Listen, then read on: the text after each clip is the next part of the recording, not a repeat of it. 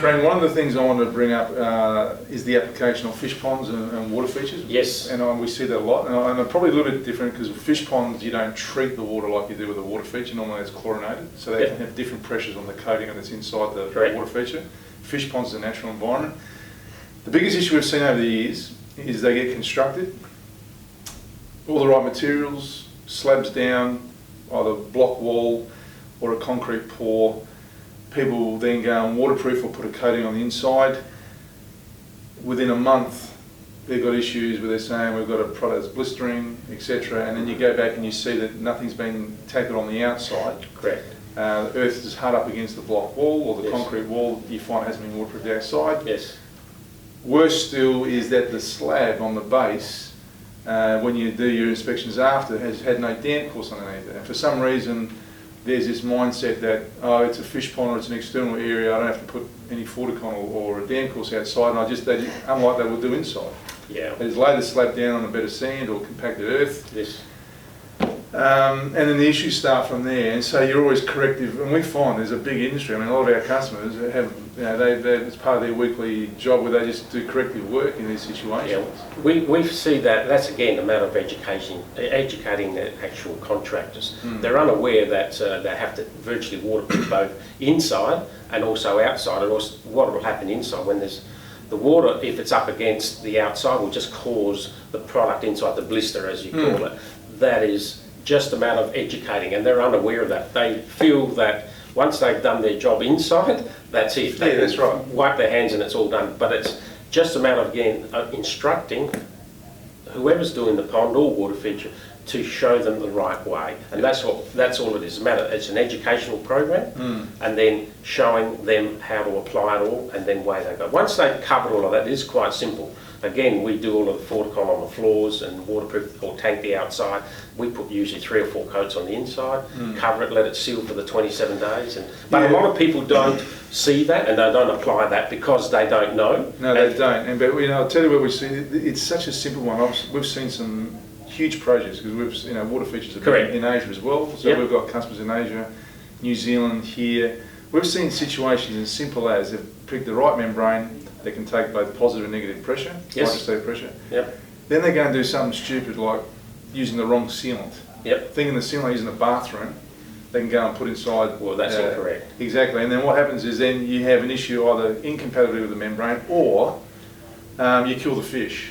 And clients are spending some big dollars, and you've got a floating fish on the where they'll tell you that one fish costs $80 or whatever. Yeah, there are some fish that cost up to $1,000. And this is the issue. So it's a decorative and a functional application. You've got to make something look good, but it's also got to make sure it works and lasts the test of time. You're 100% correct. It's just a matter of, again, educating all of the contractors. And in our industry, master landscapers, they just have to contact us if they're unsure, and we instruct them. It's unfortunate though, a lot of the builders get involved. I'm not going to name them, and they think they can just build a water feature and just walk away, and it's outside, it's not part of the dwelling.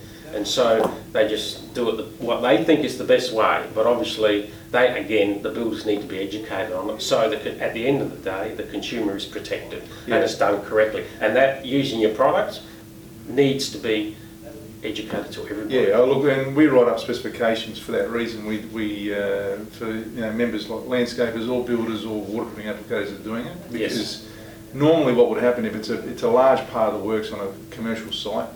There might be a swimming pool there, there'll be planter boxes, and there's the fish pond. Yes. And people forget about, now with the designs, as you would have seen with some of your designs, you got these infinity type effects where you've got flowing water. And that movement of water is abrasive. Yes. And people think, oh shit, it looks nice, it's just water, water's soft. No, it abrades. So that membrane or that coating that's in that needs to be able to handle that environment. All these things you've overlooked. Yes.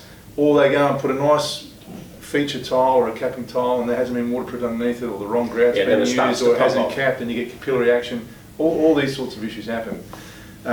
It's just a matter of having the contractor, just even if they're not sure, even to ring up Gripset and ask. And I'm sure you have reps available that will answer all of those questions. Exactly. And the technical guys, I think you even got a chemist here.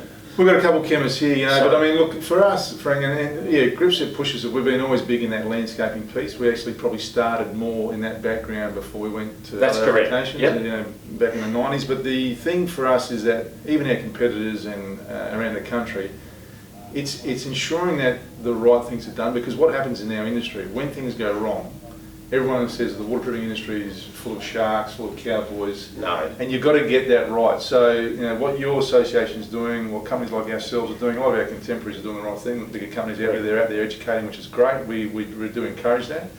Because unless we do that, we're not going to improve the industry.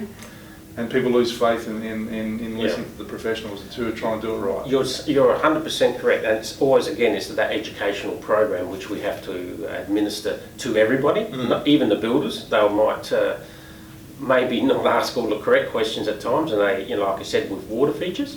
But in our field, as the master landscaper, it's quite simple for us. When we do the workshops, they listen. If they're not unsure, they usually ring us up. I get numerous calls, and some of the other older and experienced guys as well in our game, they get asked these questions.